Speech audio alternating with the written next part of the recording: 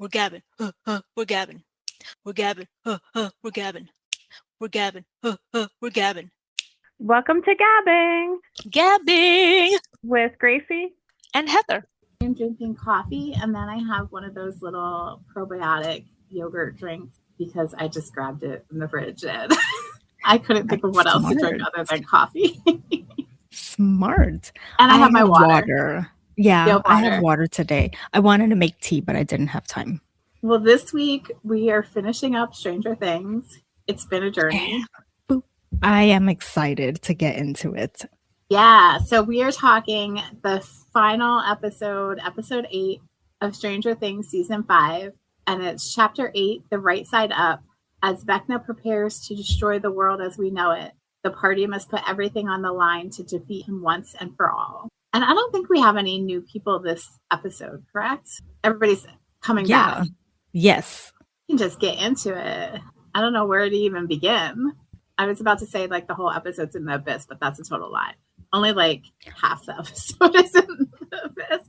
But we start off where they are now all in the abyss, or they're all in the upside down, and some of them are going in. Yeah, so I have that the gang splits up, half of them go to the tank. So I think it's Elle, Kali, Hop, and Murray go to the lab in the upside down for the tank, and then everybody else goes to the tower so that they can go to the abyss. Well, Erica and the teacher. Yeah, Erica and what's his name? Is it Collins? Not Collins. Something with a C. Mr. Clark. Yes. How dare I call him Collins? We try. Well, maybe you have Pride and Prejudice on the mind. I don't know. That's the Mr. Collins I was thinking of, which is why. Maybe in the near future, in the remake, he'll be playing Mr. Collins. Oh, that's funny.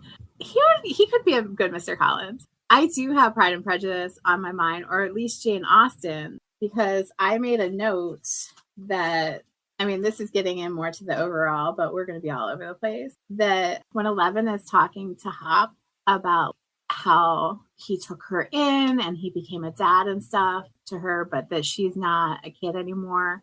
And she says, like, Sarah didn't have a choice to make, but I do have a choice. She's like, I'm not Sarah. She's saying that it has to be her choice, that she's an adult.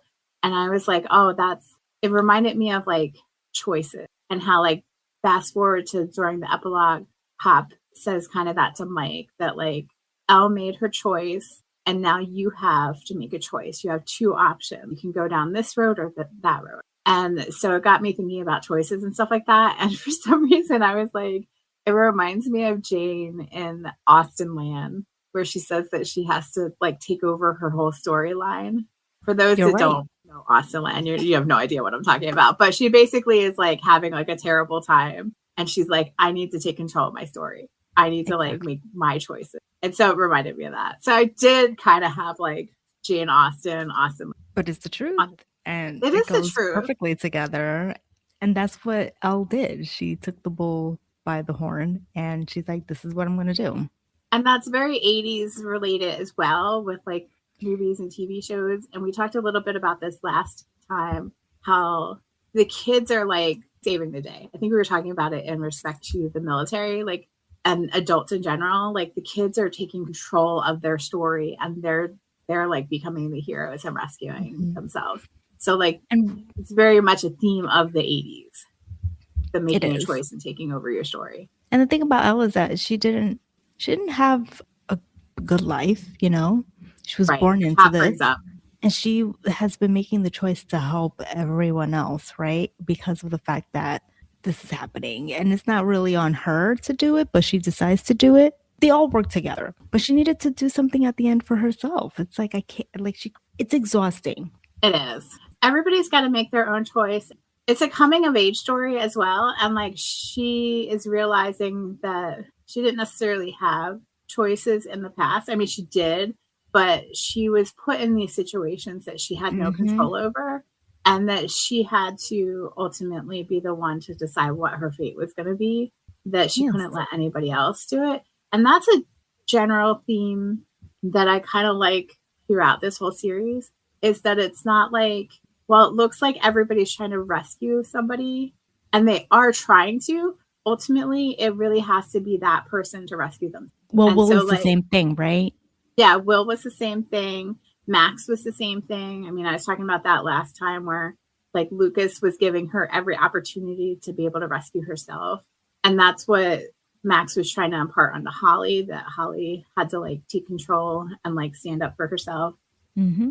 So it's very 80s coming of age. Yes. I just wondered, will we ever see that again? Hopefully. Let's see. Yeah. But Mr. Clark is not Mr. Collins, for the record.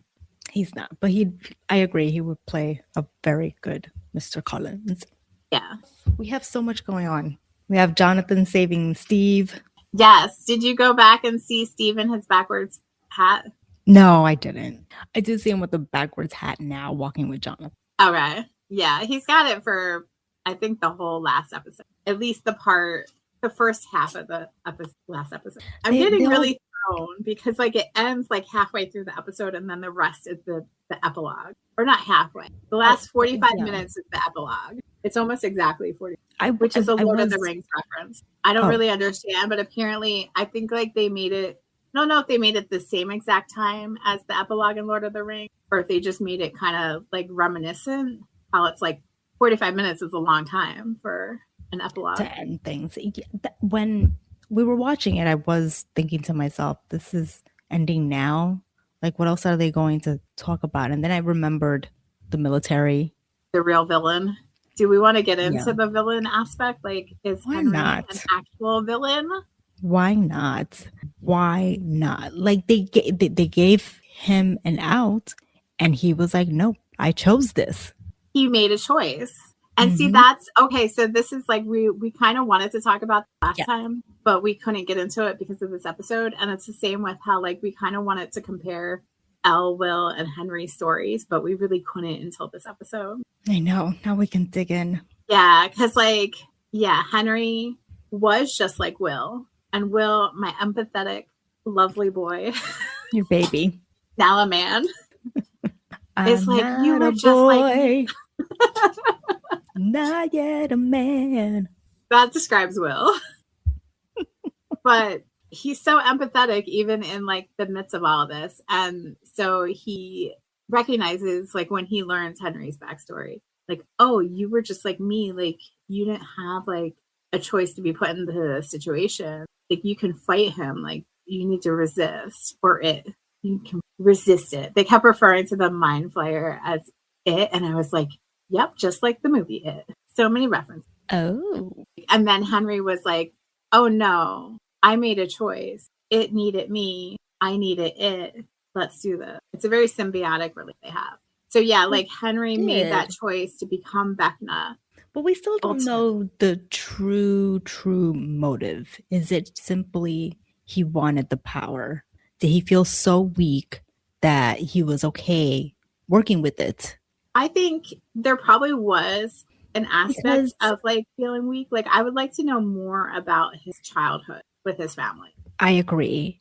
And was he really going to have he was doing everything, but the mind Slayer, what's his name?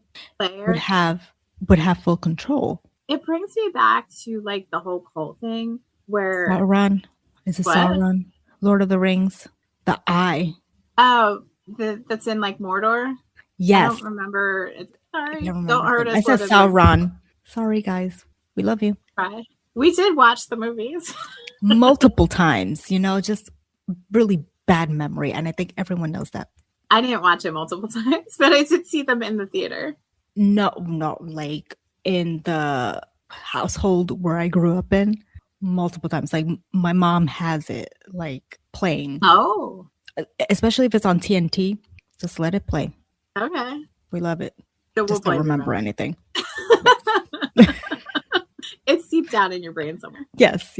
I'll just look it up on Google. That'll be faster. But yeah, it reminds me of like cult stuff. Like he did choose to, I guess choose isn't the right word though. Like he opted to not resist. Like whatever the mind flayer showed him, which seemed to be that the world is imperfect and that people are weak and therefore not deserving.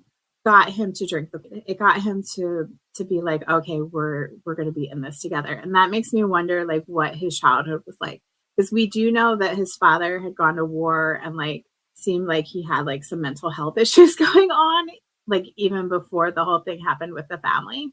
And so it makes me wonder if they were like what seemed to be the ideal like family with the house and the white picket fence and like the daughter and the son's a Boy Scout and everything seems so perfect on the outside, but there was a lot of inner turmoil going on within the house. Refresh my memory. There was a baby burning in a fireplace. That was one of the father's memories from the war. Apparently, okay. The father, I don't know if I can't remember if he like bombed the house or he set the house on fire or something, but there was like civilians inside. And so that was one of the things that Henry had been seen to show like, oh, your father's not a good person. Like people are flawed. People are bad. So it makes me wonder, like, was he already vulnerable and fragile, even more so than just being like a kid? Was he also like in a bad situation at home that like added to that and made him even more vulnerable? So I would have liked to know like a little bit more. It brings up the idea of like Henry says that he chose, but did he have actual free will to choose, or did he get manipulated? It looks like he was manipulated. I would say he got manipulated because, and this is where like comparing Elle and Will and makes sense, because he didn't have anyone. Like he didn't have someone to like be his strength like Elle. Like Elle didn't have someone originally, but once she like escaped from the lab, she had all those people to like keep her going and help her want to be a better person. And then Will did the whole time. When she was in the facility, she didn't really have anybody. She had Henry. Yeah, but he was manipulating her. Right. Well, that's why she didn't know. So she's really the strongest out of the group as far as like resistance. What's the word? Like she knew what was wrong not immediately, right? Because she was still young and she was still hoping to have that friendship, that closeness with somebody there. And when she saw what he did, and knowing that he wanted her to follow in his footsteps, she knew right from wrong. She chose. Has a high moral compass. Thank you. Yet she had no reason to have one. So it brings up the whole nature of versus nurture. Yeah. So like Will and Elle had like more of a fighting chance to resist. But I agree that like Elle also had, well, Elle and Will both have something in addition. And with Will, it could be that he had people around him that love him, but it also could just be like an innate thing about Will, where Elle had her like high moral compass and Will had his high empathy. And so like because of that, they were able to resist the mind flare and like all like the culty evilness that was being pushed upon. Yeah. And so even though like Henry was the only person that Elle really had, like she kind of had Papa, but I think she also kind of sensed that Papa was manipulating her as well. Totally. But like she truly thought like Henry had her back. And so when she started to see the truth, she immediately was like, okay, this is not how it's going to go. Like, this is how it cannot go like this. Like, he's being just like everyone else right now. And he tried the best he could. And we saw that to groom her. I'm going to keep using that word, grooming. But he underestimated her not thinking things through. She's smart. Yeah. Very logical. That's why she's very much like, you don't lie. Like, friends don't lie. You're lying. Like, she's always constantly calling people out for that. Even though she was a liar herself, yeah.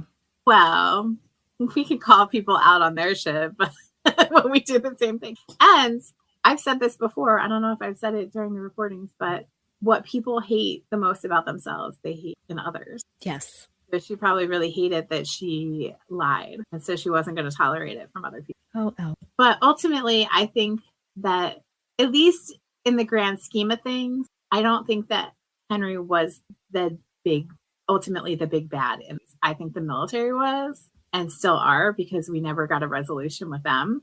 But he was definitely like not good. He wasn't good, but he wasn't a true villain. I agree with you. Elle giving up her life was the resolution. I can see what you mean by that, but like, you think that was going to stop the military from their ultimately like doing their evil thing? We don't know if Linda Hamilton's character, what was Dr. K, was doing this rogue. We don't know if she was doing it rogue. Do you think that's why she was in the Upside Down? Why was she in the Upside Down?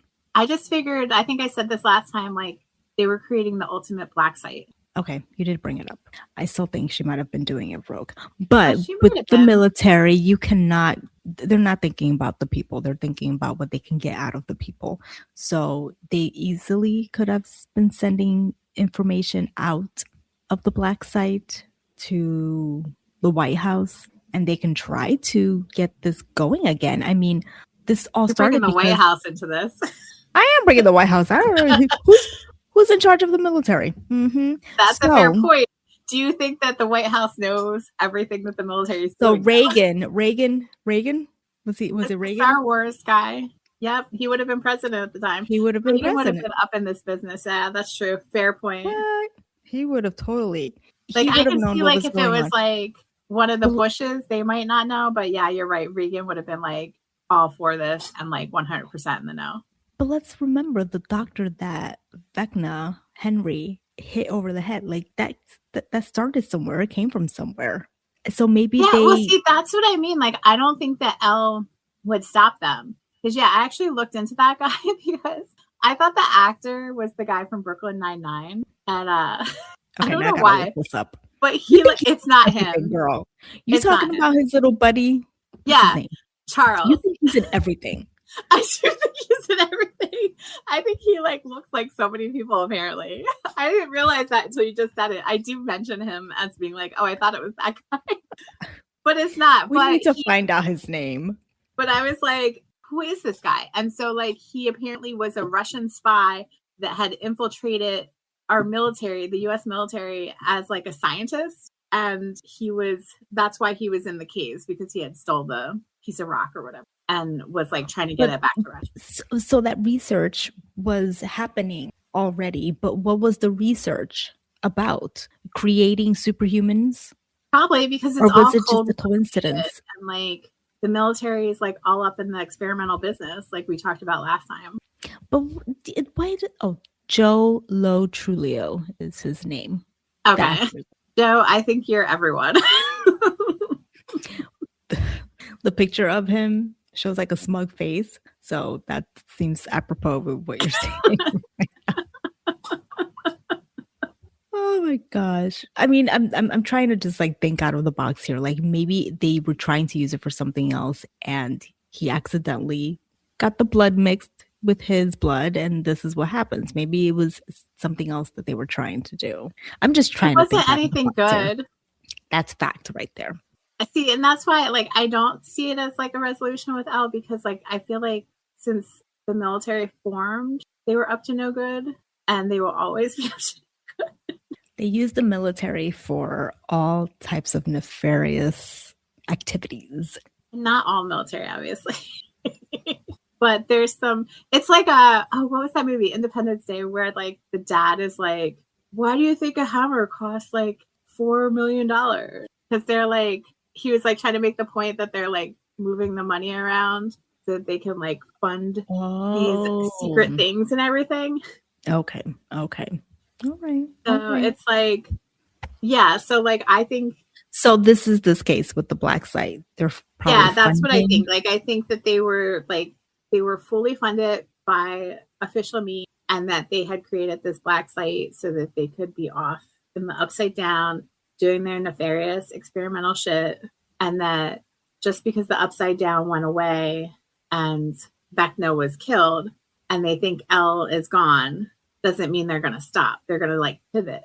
They're going to do, because they got other sites. I mean, they had the site in Nevada that was in last season. They probably got sites all over the place. That's a very good point. They might have pregnant women. Who knows? They might have other numbers. Like, we know most of the numbers were killed. Damn, Heather, you're onto something. Even 8 got out. Who else got out? Because we know that there was at least 18 of them. I have no idea.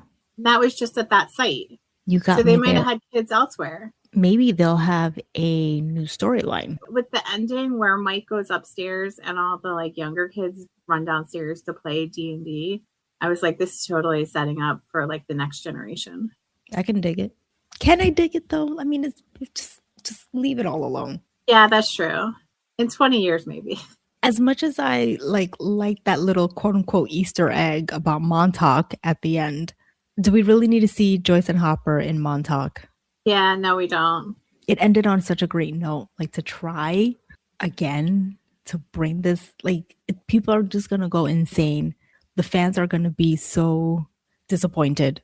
You can only make things last that good for a certain amount of time.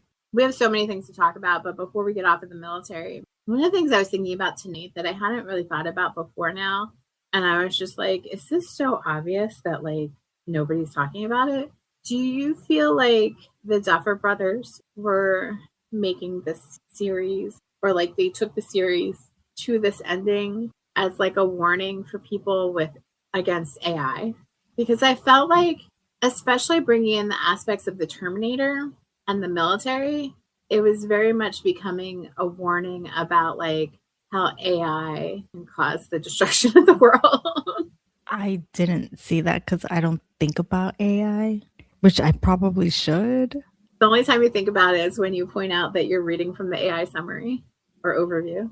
AI overview, yeah. And when I on IG and I see certain things and I'm like, is that actually happening? And I look at the comments and some people are like, this is AI generated shit. Take this off. Blah, blah, blah, blah, blah. Yeah. Like, how can you tell? It's so freaking good. So hard. I was thinking about the Terminator and Linda Hamilton and stuff like that, and how dirty it is for them to have her be a part of like the military that is the villain. And how, so like there was the whole Skynet thing where like the computers became so intelligent and so like, what's the word, where they could think for themselves, whatever that term is. They became sentient. I don't know if sentient's the right word. I think there's another word for computers. They got to that point and they ended up taking over and essentially destroying the world and creating the Terminators and stuff like that. I feel like that very much ties into the themes of this show, and how it's just, instead of like AI, they're experimenting to create like these like superhumans. It also might be making me think of this because I'm reading a Friedrich Nietzsche book where he talks about like the Übermensch, which translates into Superman or Overman. And it's about creating like the ideal person, like human. And so I think that's helping me like think more about like this show and how it ties in with AI as well. I think like all these things coming together are making me like think about this specifically today when I hadn't thought about it when I originally watched the season. Hopefully that makes sense. I can only go by what you're saying. Like, I really do not think down that route because, again, AI is not ever present in my life. I don't use it for work. I don't think I am seeing it on the television, but I probably am. I would say a lot of the commercials are being, you don't realize it. Most definitely. Because I mean, you have Google Home, right? Yes. But like, even I was thinking about like, if you go on Google and you take a picture or something, or if you Google something, or you do anything, there's always like an AI overview or like aspect that pops up. There is. And then with everything, like you go to the doctor, your claims are most likely going through an AI bot first that determines if like your claims are going to be approved or not. Is that the reason why sometimes we don't get full reimbursement? Absolutely. So like everything you're doing, even if you don't think that you're doing something with AI, most likely AI is involved. AI is in everything. It's taken over. You can't realistically say that you don't have anything to do with AI at this point. I know it. You may not willingly have anything to do with AI. I just don't know. Yeah. So. And that's part of the problem. Most people don't know. They don't realize that this shit is being implemented. I acknowledge it. At least I'm not completely ignorant, and I know it exists and it's here and it's probably not going anywhere because the government refuses to do something about it. So at least here, I'm still trying to see the similarities between. With Stranger Things. Yeah. Where I'm seeing the similarities is like how they're trying to create like this ultimate being. And with Terminator, that's kind of what happened with Skynet. Skynet kept improving their tech and AI and everything until the computers became human-like and took over. And then you saw the progression with like the different Terminators where they kept getting like more and more like superhuman and super realistic and stuff. Where you had originally, you had like the Arnold Schwarzenegger, and then you had that cop guy. I don't know the actors. I don't know the actor's name either. But maybe it's just me trying to like make those connections. Listeners, what do you think? Do you see similarities between Stranger Things and like how AI is going to take over and destroy the world? Did they use AI? No, they probably didn't use AI. I don't think they said it was AI, but it was, because that's how like the computers, because AI just stands for artificial intelligence. So that would have been the progression. The computers became intelligent and were able to do things without human intervention. So that's how AI is able to do work without a person actually going in and like telling them step by step what needs to be done, and they're figuring it out. All right, I don't want to dwell too much on AI because it's depressing and we have a lot of other stuff to talk about, but I had thought about that today, so I wondered what I thought. Unfortunately. Do you have anything specific you want to talk about, or you want me to just bring stuff up? Well, since we were talking about Lord of the Rings, when they're at the abyss, I just wanted to say that the shape of the being, because I can't remember its name. The Mind Flare? Yes, reminded me of, well, then it becomes like... It becomes like a spider, which reminds me of It. But you think the original shape where it's like legs are going up is Lord of the Rings, like Mordor? It reminded me of well, the Eye of Sauron. The Eye of Sauron. Okay, I bet that was a connection because they had so many Lord of the Rings. Because it's that same shape as the eye. I was like, oh my God, this is Lord of the Rings. Like we talked about last time, the similarities between Terminator, Lord of the Rings, Harry Potter. Rainbow Bright randomly. Which Alice in Wonderland. I need to watch. So many connections. I wonder if they know the extent. I'm sure they do. I'm sure it was very deliberate because they were all 80s and into the early 90s things. Not Harry Potter? Shoot. Oh, yeah, not Harry Potter. This is making me think about all of the younger generation who's watching Stranger Things. If Stranger Things will influence them to do things the way we did back in the day, do you think that there might be some influence there? So I've been hearing a lot of stuff lately about how like the latest generation is kind of going back. Like they don't want to be on their phones and things like that. So like I wouldn't be surprised. Like now it's like go out and touch grass, like get away from your phone, get away from your computer. Like I read I'm not going to say I read the whole article because it's not my thing. I skimmed through. Influencers aren't influencing as much as before. Like it's coming down. Like all this whole YouTube stuff, whatever is supposedly. And for Fitzy, once it's the summertime, we try to be out as much as possible. You're out so much. Every time I talk to you guys, you're at the park or you're at swimming or you're at soccer or you're like someplace outside or like out of your apartment. Yeah, because it's the summertime. Who wants to be in? Also, it is the summertime. Who wants to be out? But we have to take advantage. We have how many months of dark, dreary, cold weather? So he's getting his fill of screen time now. And then in the summertime, it's not long enough, of course, but we're out. Like, let's enjoy things. It's stuff that I didn't do when I was a kid. Like, I would just be at home, but I was at home in front of a screen, granted, but I would stop and read a book, or I would stop and play with my toys. He's into having the TV on as background while playing his Nintendo Switch. It's like, dude, pick one. You can't have both on at the same time. But he'll stop playing. He'll leave the TV on as background, and he'll shoot some hoops. So I feel like he's kind of well-rounded to a certain extent.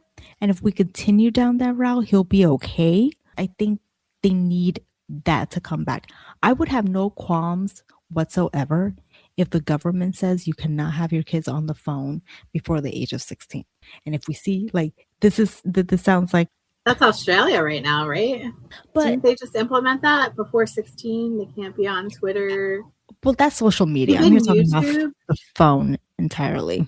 Oh, I like don't they know can't about have a YouTube. phone at all. They shouldn't have a phone.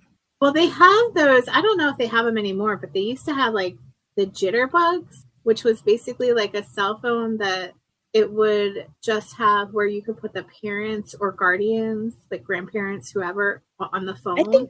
I think you sent me a link to something.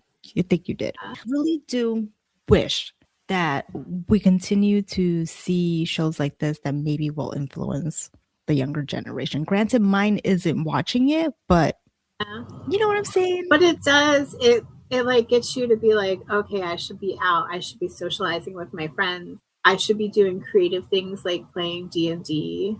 I want to play D&D. I never played. It teaches you like how to be creative, how to be strategic, how to work cooperatively. Storytelling. Yeah, so you're being creative, you're being imaginative, you're having to think through and problem solve. Like there's so many good things about D&D. Nobody talks about that. Kids are probably going out now getting D&D because of this. And God knows what else.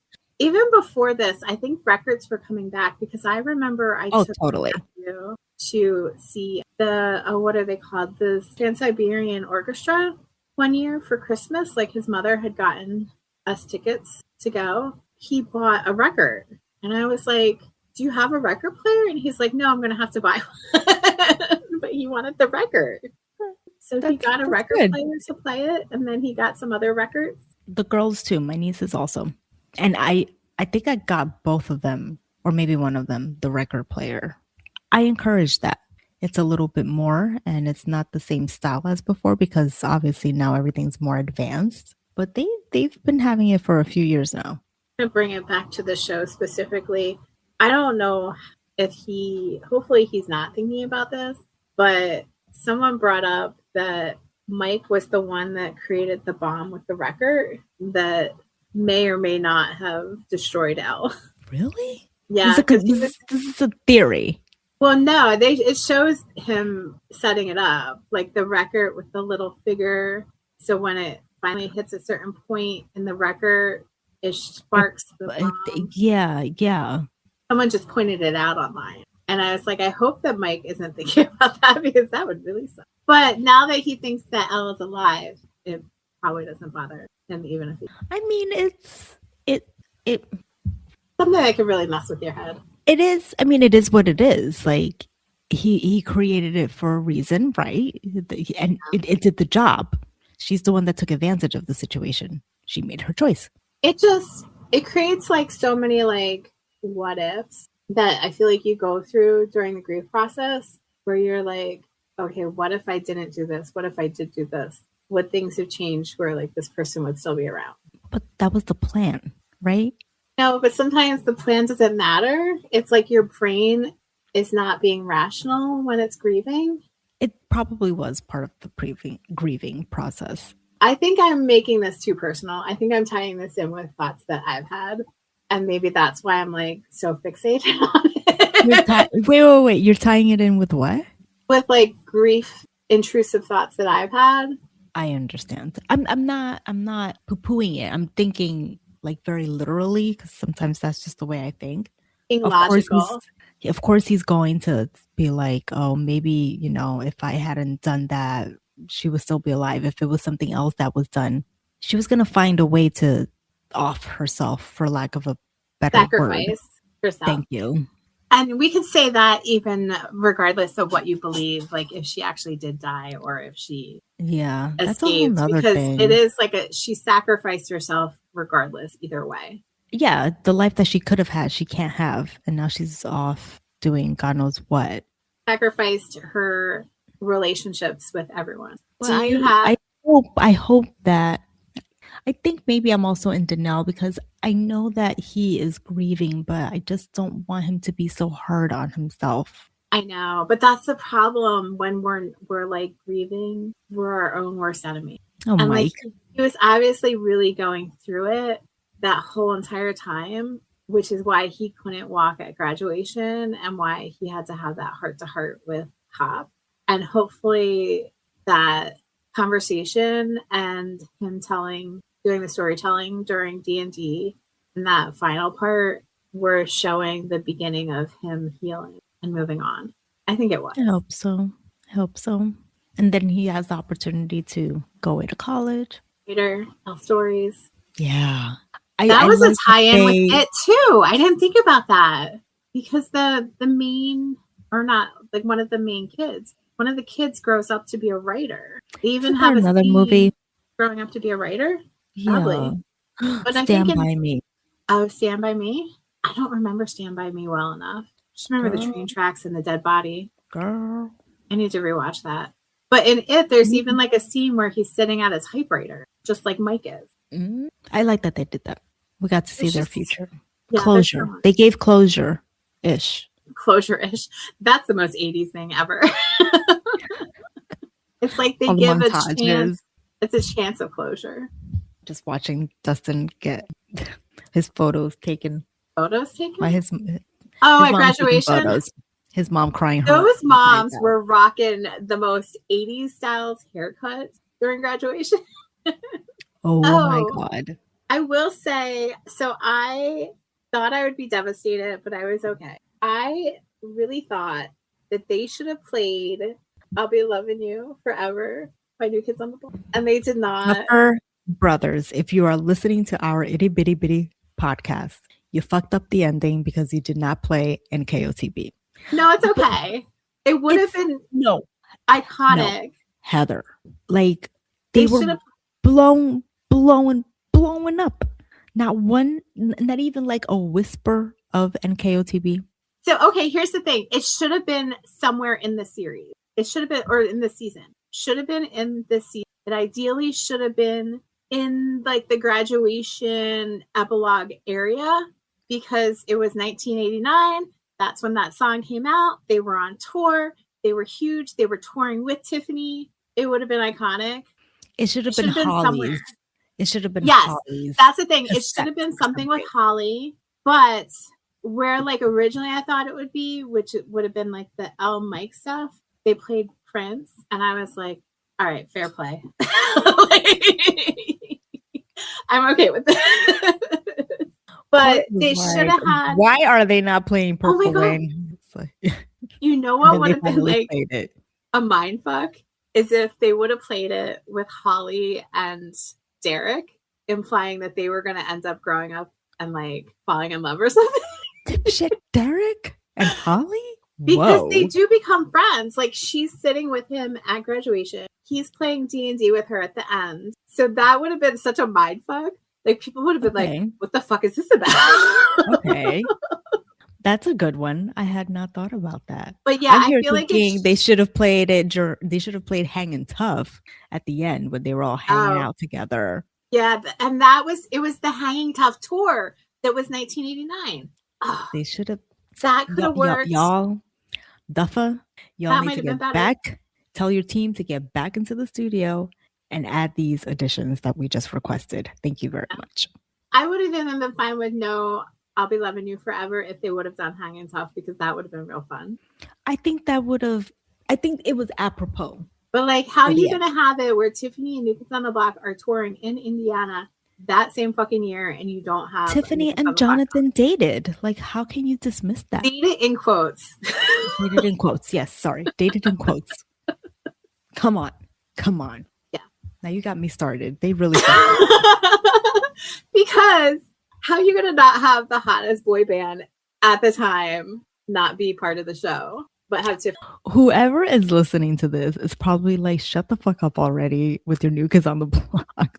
Oh, I feel like my brain was like stretching a lot lately, but with it ending in 1989 and like all the Cold War references and stuff like that, like the wall came down in 1989. Whoa, I forgot about that.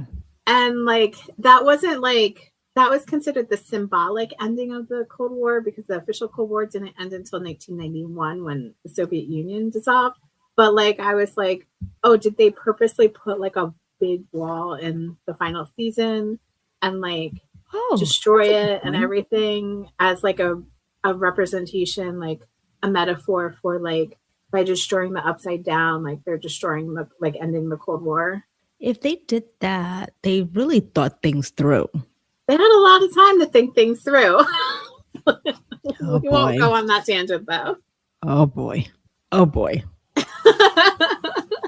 Here, we'll flip it to something else that's less political. Controversial. And controversial. What did you think of Hop proposing with Jonathan's ring? Or what appears to be shit. Really? Oh, you didn't hear about that? I didn't catch it. I heard about it online. Someone pointed it out, and then I went back, and I was like, it's the same. Didn't it go missing? No, because they tossed it during the unproposal. Yeah. It bounced on the goo, and that's when they realized that it was solid. So you just assume he picked it up and put it in his pocket or something. No, it's not the same. It can't be. So there's theories. Tacky. It looks to be the same ring. So either it's the same ring or they bought the same ring. It is the same ring only because the creative team or whoever is handling the what do you call it? The props was too lazy to go get a different one. That's why. Okay. So some people were joking that there was only one jewelry store in Hawkins. I believe that though. And it's sold only the same type of ring. Oh, but wouldn't it be sweet if Jonathan gave Hop the ring to be able to propose to his mother? Not like as if it's a ring that belonged already to someone else that he cared about. Do you know what I'm saying? Yeah, but it would be sweet. But although a little bit cheap. But he's spending all that money on the caviar and the Cabernet Sauvignon. I mean, come on. It's been how many years now? We've been waiting and waiting and waiting. I know. We finally get to Enzo's. Somebody gets to Enzo's. Somebody finally made it. Like, I think you're thinking our bank account is bigger than it is, bro. Yeah. So he got it from Jonathan. That's what I'm thinking. Okay, you're right. I take Jonathan it. Jonathan probably was like, bro, you've been dating my mom long enough. Here's this ring. So Jonathan has kept that ring for the past, 2 years? Was it like I think it was another 18-month jump. Another 18? What is it with their 18 months? I guess they wanted us to think that somehow Max made up 2 years of school in 18 months. Oh, God, no. Suspension of disbelief, Heather. Suspension of disbelief. Why would you say that to me? Because somebody said it online and I was like, that's a valid point. But you know what? It could happen. Extenuating circumstances. She's super smart. Yeah, she's super smart. I almost didn't graduate because I had missed a bunch of school because I was sick. And they let me do things to make it all up. So maybe summer school. Yeah, or like she had to like just take some tests and do some extra papers and things like that to make it up. Yeah. I'm sure Mr. Clark had her back. Yes. Mr. Clark and his librarian. What is it? What is this? Snookums. I'm trying to be cool. Did you see online that Dustin did everything that Eddie wanted to do at the graduation? I was going to bring that up. What did you think about that? I didn't realize it. Of course. It took me a minute. But when I saw it, I was like... Yeah, it took me a minute because I was like, why is Dustin crashing out? And then I was like, when I saw the Hellfire Club, I was like, oh, I think it has something to do with Eddie. But I was like, I can't quite remember. So then I saw the clip of Eddie and I was like, that.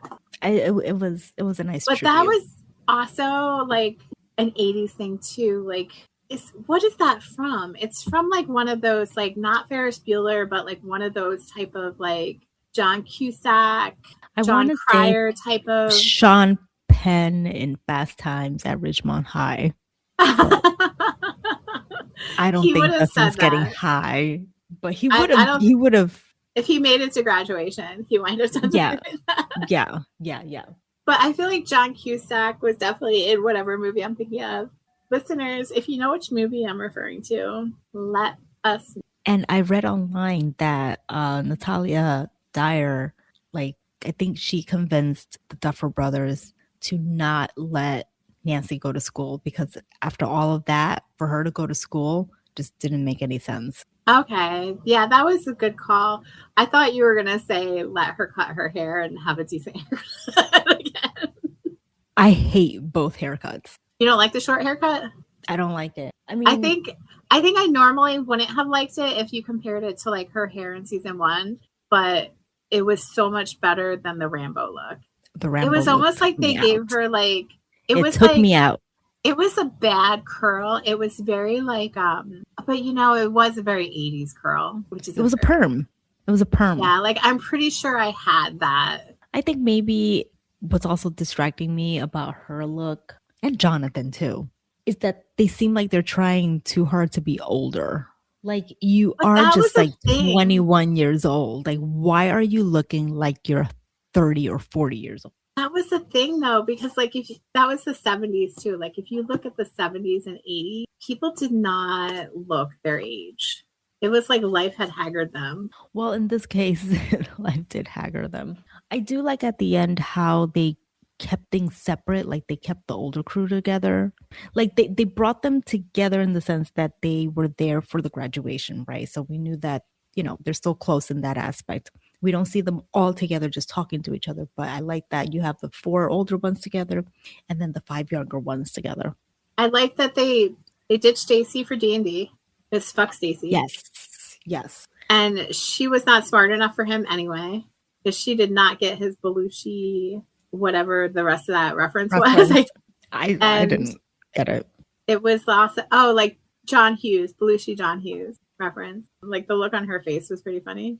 And then the older kids being like on the rooftop drinking beer was also from something, but I couldn't remember what it was from.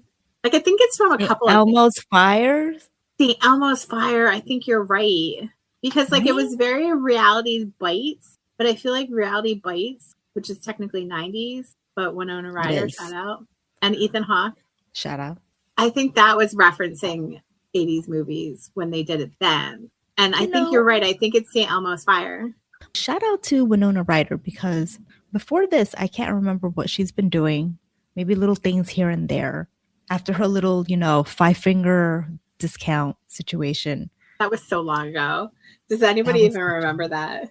Well, no one's going to remember that shit now. Be like, Winona did what? Joyce did what? No.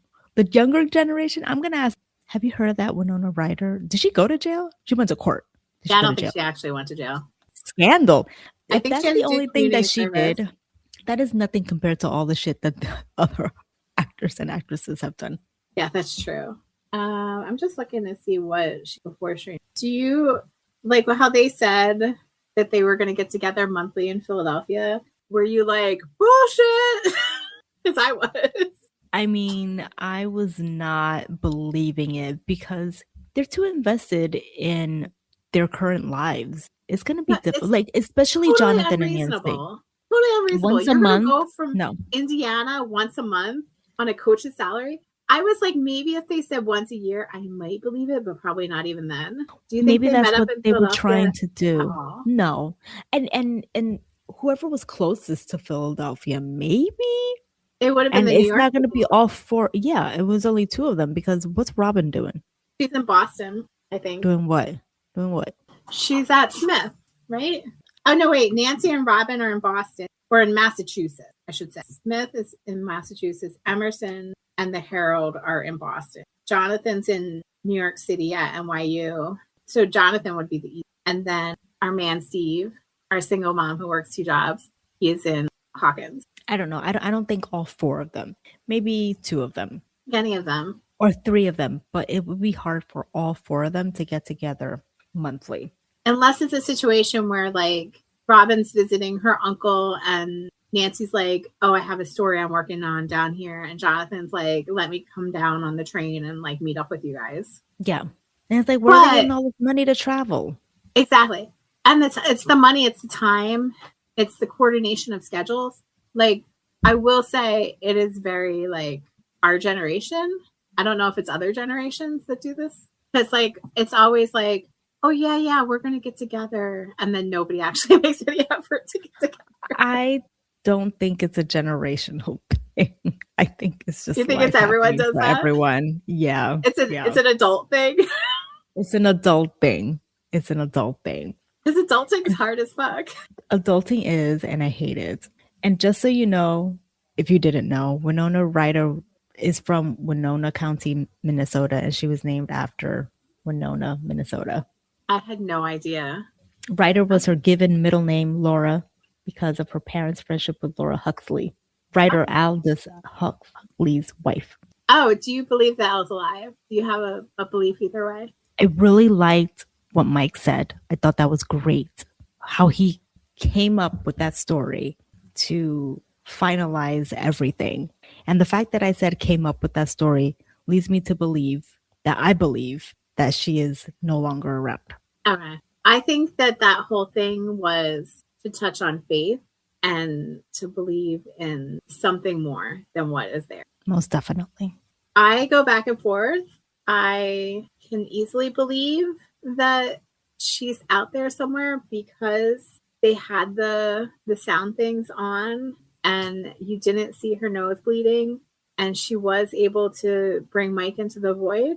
And so like that makes me believe like, okay, how did she do all of that?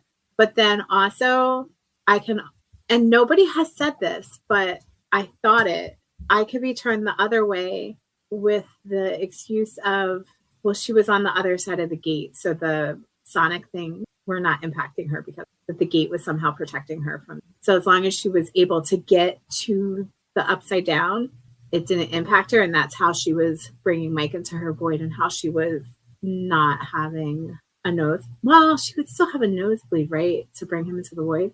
I don't know. It's so like open-ended. You'd have to be super duper into this show and watched it I don't know how many times to know whether or not she bleeds. Yeah, because like she bleeds when she's fighting. Yeah. Mm-hmm. Is she bleeding when she just like brings somebody into her mind like she did with Max? I don't think she was bleeding in the tank. I don't think so either. But like, how did she get from the van to the gate with the sonic things on without anybody realizing? Right. So yeah, so I go back and forth. Does Max even say I choose to believe? Or does she just say I believe? I feel like somebody says I choose to believe, but I could be making that shit up. Because I'm on that scene right now. Okay. I choose to believe that it is. That is Mike who says it. I think they all say it. Okay. I think they all say it. It would be awkward if you're the one man out. You know. But that goes back to them, the idea of like choosing something, making a choice. Yes. But I will say, going back to AI and social media and stuff, I was finding it so frustrating with some of these videos because like there's this one video that they're like, look, you can see her hand is shaking like Holly's does when she's like not actually in the machine, but making it look like she's in the machine. And I was like, oh, I didn't notice that. So I went back to the show and I rewatched the scene over and over again. And I was like, her hand's not shaking. They made it look like her hand was shaking for the video. And then the same thing, there was a video where like when they're playing D&D and they put all their books back at the end, like on the bookshelf, the video on, I think it was IG, made it look like the light was flickering, like it was like Elle signaling them that she's okay. And I went back to that scene and I watched it over and over again, and the light never flickers. Yeah, I'm watching it now.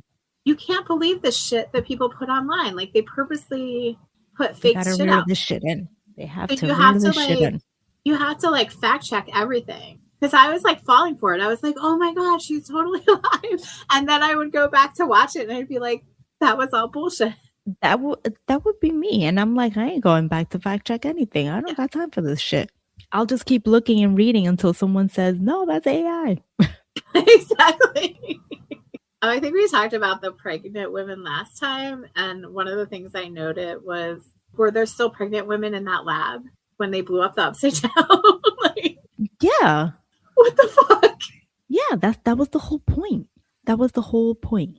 Oh my gosh, I deep dived so hard on the New Kids on the Block stuff. I made notes of exact dates. Like that the Hangin' Tough tour was from like April 29th, 1988 to March 26th, 1990. And that Tiffany co-opened on the August 25th, 1989 date when they were at the Indiana State Fair in Indianapolis. Like I was going crazy about the New Kids on the Block stuff. And then I was like, and then they came back to Indianapolis without Tiffany in January of 1990. Okay, that was a little bit extra. You're a crazy person.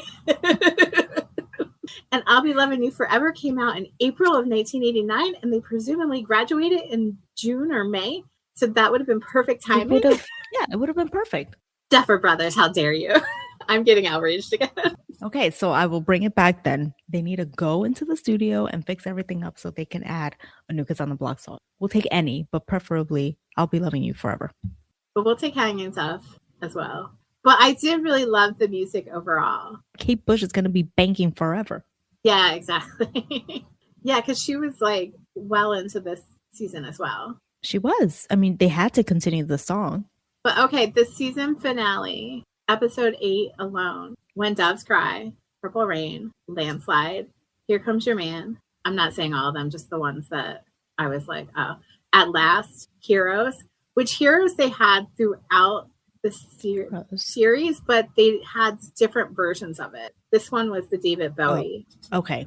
And that makes sense because it's very much like they probably had it during like D&D. There was something about that song. Is it that song? I don't know if I know that song. That's why I went like Heroes, and then you said they had different versions of it, which online said that, what was it that they said online? Now I want to know. Like it has to mean that she is alive because anytime that they used it, it's some reference like that.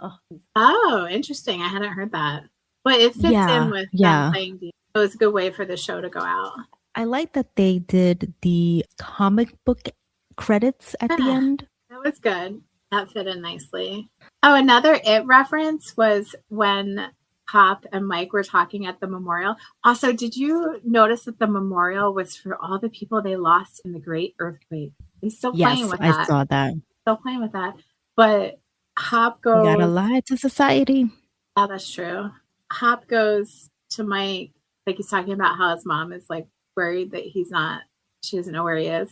And he goes, we have a history of kids going missing in this town. And I was like, It reference. Oh, they say that in the movie?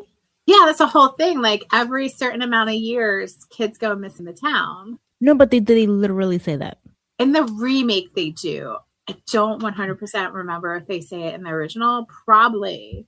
Because the kid that ends up being John Ritter in the original, when he's a kid, isn't he the one that like figures out that this keeps happening every certain amount of years because kids go missing? I saw it. I need to watch the original again. On ABC or whatever channel it was, but I want to say it was ABC. And that's it. I ain't watching that shit again. You were like, I've had enough. Nope.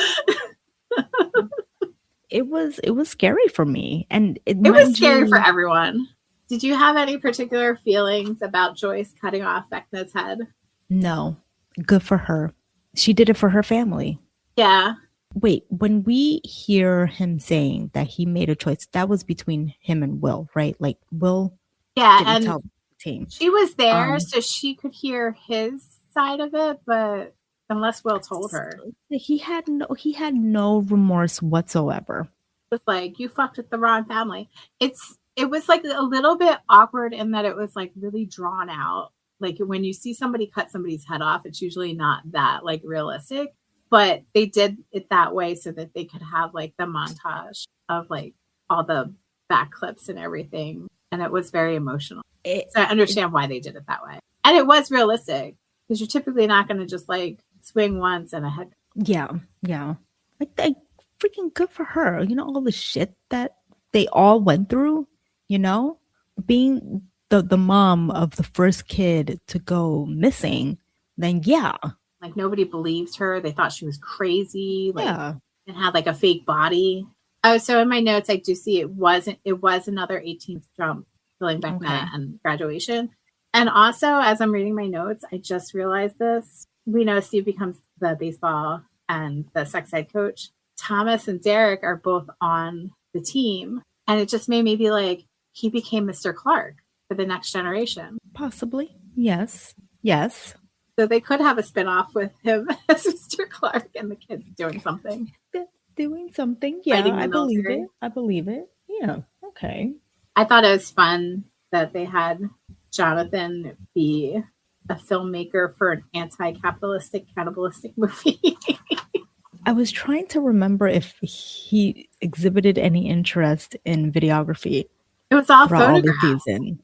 Oh. Oh, no, they did. Okay, so a little bit. I don't remember. It was mostly photographs. Like, remember in the first season, Steve breaks his camera because he was taking pictures of Nancy. He's being a creeper. Oh. And then he ended up taking pictures. Like, he caught Barb. He has the last photograph of Barb before she died or went to the Upside Down because he like went to Steve's house and like took pictures of Nancy and stuff. And so that's how him and Nancy in season 1 kind of like got together to investigate Barb. Okay. I didn't rewatch it. I know you did. Yeah, and I forgot about it till just now. But yeah, so and then I think he gets like a camera as like a replacement for a gift. And so he's definitely like the photographer. Like when Nancy and him work at the newspaper together, she's the journalist, he's the photographer. But there is a little bit of sprinkling of film, like as far as like movie. Like I think he has like an old camera. He like takes some footage and stuff, but it's mostly like that he's into photography. Like I think there's some scenes with probably him playing around a little bit with so film school kind of makes sense. Oh, this was awesome. This might be totally like out of whack. Like this might not have been that at all. But when I was watching the scene where Mike goes up the stairs and all the like next generation comes down to play D&D and he like closes the door and they paused on the stairwell and the door. I was so worried something was going to happen. It reminded me of It again with the basement and Pennywise being in the basement. And I was just like, did they do that on purpose? You need to find an article online where they talk about it. Yeah, I need to look more into the Duffer Brothers and what they've said. Because you're saying it a lot, and you cannot be the only one that's saying that. So something's up. It also was like, do you remember the movie The People Under the Stairs? No. It reminded me of that a little bit too. I think that was the 90s though. People Under the Stairs. It was wild. No idea.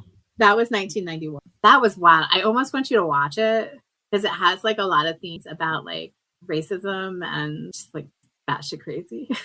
I think you would hate it though. Watch the trailer. Yeah, I don't think it sounds like something I'd want to watch. It says, when Fool breaks into the home of his family's landlords, he discovers that they have mutilated several boys and keep them imprisoned under the stairs. As Fool attempts to flee, he meets their daughter Alice, and Fool and Alice's thief. By Wes Craven. The wild movie. There's this character who lives in the walls, like he escaped the basement, and he lives in the walls. I've never heard of this movie before. It's crazy. But it's one of those movies that like, it's like, I bet Erica has seen it. Because I would call it a horror movie for sure. But it's like one of those movies that has like a lot of and social commentary. It's creepy. Do you have anything else? Right. Because I think we got through all of my notes. I don't have anything else to talk about other than that it was the perfect ending.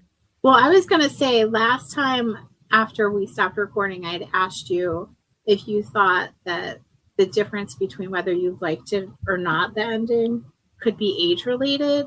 I don't know if it necessarily is age related. I think it might be like personality related or like how hard life has beat you down related or something.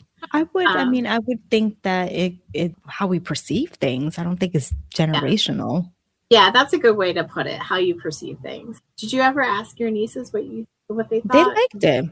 I didn't get into details. We couldn't get into details because it was alternative Christmas, but they liked it. Okay. Yeah. So I like that idea of like how you perceive it.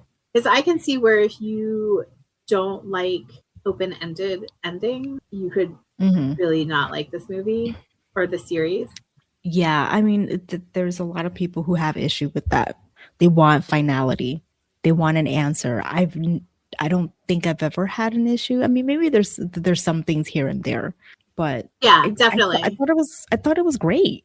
It's very realistic that you may not get the answers that you want or need. Exactly. But one thing I know for sure is that military is probably still up to no good in Hawkins or elsewhere. They're And probably it's like, real we're not messing shady with Hawkins. that they just let everybody go like that at the end. What you up to, Dr. K? Where you at? What's Sullivan doing? Who knows? They probably got into massive trouble. I mean, their whole operation went to shit. Yeah, that's true. They probably got yelled at for their operation and their base getting destroyed. But they're probably at some other base causing trouble. They're pushing papers. That's what they're doing. And it made me also wonder, like, since they figured out that the gang was in the Upside Down, did they evacuate that base? Like, did they get people out? Did they get specimens out?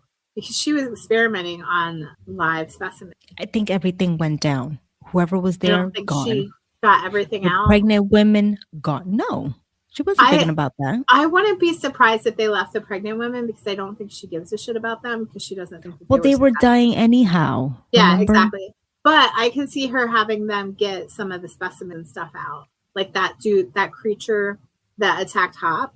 I can see her evacuating that thing, whatever that was. She just seemed too full of herself. I don't know. Could be. We'll never know. But I think that she landed on her feet wherever she, even if she did get in trouble and she up to no good. I don't know. Yeah. But listeners, let us know what you thought.